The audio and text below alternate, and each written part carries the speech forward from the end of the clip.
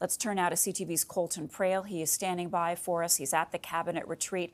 So let's begin there, Colton. A number of questions about how Trudeau would work constructively with the next administration.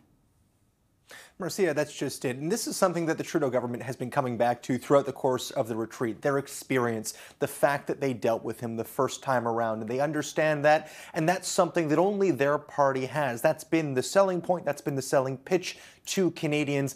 And this Trump presidency could be what they need, especially if they're looking to turn the polling around. But that's a big if. That's far off. And that can't just be it, because as you heard, there were just as many questions about monetary policy, about housing, about affordability for Canadians. Those are the pressures that they're facing right now. We know the focus on this final day of the cabinet retreat isn't just as far as reacting to a potential Trump presidency. It's also about how to further integrate, but also solidify and protect those economic ties that already exist between Canada and the United States. This is something we heard the Minister of Industry talking about yesterday.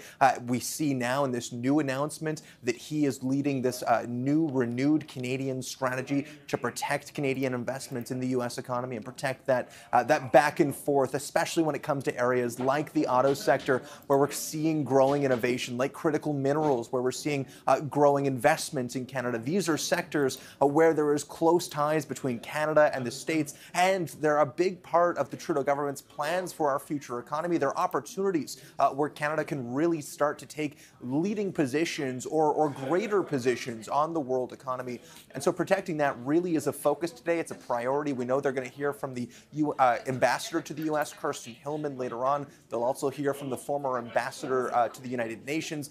The panel today, as much as it's focused on the potential impacts of a Trump presidency, it's really focused on the economic impacts of that and making sure no matter who takes the White House after that U.S. election, that those economic ties remain, as you heard the Prime Minister say, stable. That's the key.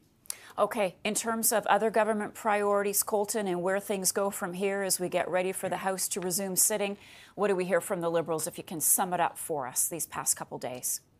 It's housing, it's affordability, it's grocery prices. I mean, that's what we've been talking about for the past 3 cabinet retreats. It's what we're still talking about here. You saw the banner behind Justin Trudeau talking about strengthening the middle class.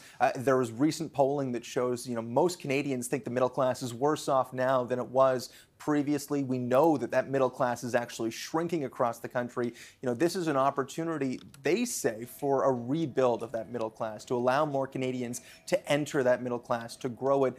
But as you saw this retreat, we haven't seen a lot of actionables on that. They're pointing at older initiatives like the child benefit, like the grocery rebate, like $10 a day daycare, things that already exist, that the government is already doing. They're not talking about new initiatives when it comes to strengthening that group. Colton Prail for us. Colton, thanks so much for all of that. Appreciate it.